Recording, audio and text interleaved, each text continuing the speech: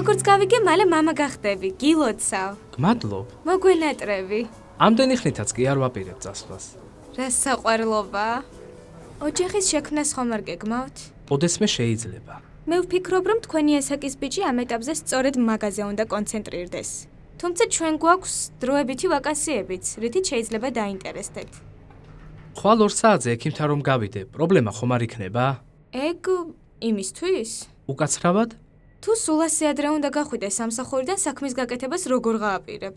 უნდა გადაწყვიტო რა არის შენი პრიორიტეტი, შენი სამსახური თუ ეგ. თუ შეიძლება შეწყვიტეთ ჩემს მუცელზე მიშტერება. ძალიან მინდა რომ შევწყვიტო. უბრალოდ რთულია მისი დაიგნორება.